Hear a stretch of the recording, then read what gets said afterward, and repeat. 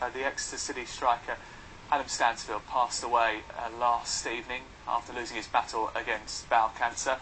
We're joined now by the club's Director of Football, Steve Perryman. Steve, thanks for coming on. I know it's a really difficult time for the club and difficult for the family as well. Just tell us a little bit about Adam. We know about his goal ratio, 37 goals in 142 games for the club, an important part of the team in recent seasons. But just tell us a little bit more about him and how you're going to remember him. Yes, a really sad day. We're absolutely devastated. A true gentleman. You mentioned some facts and figures there of his career, but you know, these are real people we're talking about with feelings, and he was a super pro. I think one of the lines the Football League use is real football, and Adam was a real footballer, and all of that means, you know, a wife, young children, terrific worker in training, you know, but then would have to get home maybe and look after the kids because his wife had to go out. That type, you know, it's real football, and with real football problems, if you like, and family problems. So absolutely devastated. He joined us when we were in the conference, a local lad, come up through the non-league system, and had trials at Exeter, and for whatever reason wasn't taken on. Eventually ended up at, you know, other league clubs, Yeovil and stuff, and then eventually ended up where he should have been, which was Exeter City.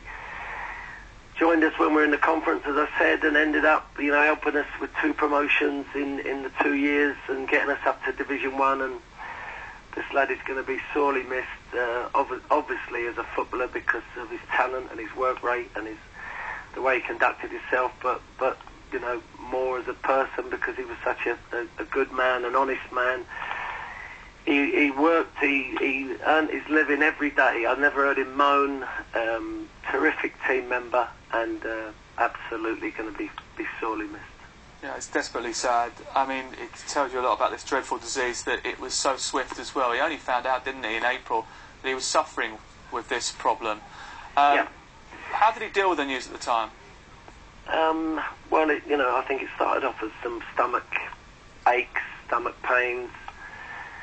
And as Adam does, you know, as I said before, you never heard him moan or whinge about anything. And if he was picked in the team, he was picked. If he was rested, you know, not that he enjoyed being rested, but that was fine. That was the manager's decision. He got on with his life and got on with being a professional footballer, and you know, did all the right things in terms of, you know, trying to find out what this was, and in the course of him being ill, really interested. You know, he could have been forgiven for, you know, forgetting about football and our results and all of that, but he was extremely interested in, you know, our fight for survival at the end of last year.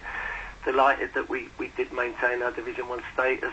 You know, every time we spoke to the manager, Paul Tisdale, he was asking, you know, who's looking sharp in training, who do you think's going to start the season, you know, all of that stuff. So, you know, never selfishly thinking about his own problem, always thinking about the team and his teammates, and you know, fighting the problem that he had. And whenever you saw him, you know, you couldn't really tell that he was in the pain that he probably was in. And I think that's the only consolation, that if there is a consolation in all this, that, you know, the pain is finished for him. Lots of people would like to pay tribute and express their condolences to Adam and his family. Could you just tell us what the club are doing in order to help that process? Well, at the moment we're sort of in a state of shock. We're trying to come to terms with this. The big bank, which is the sort of famous end at Exeter City, is open, and people are going to go there and lay their tributes. And even, you know, there's people there now wandering around just thinking about Adam and his life and his performances and what he meant to us all. You know, we are a club that are owned by the supporters, and the supporters really have taken Adam to their hearts. So this is a severe sort of a knockback for them as well.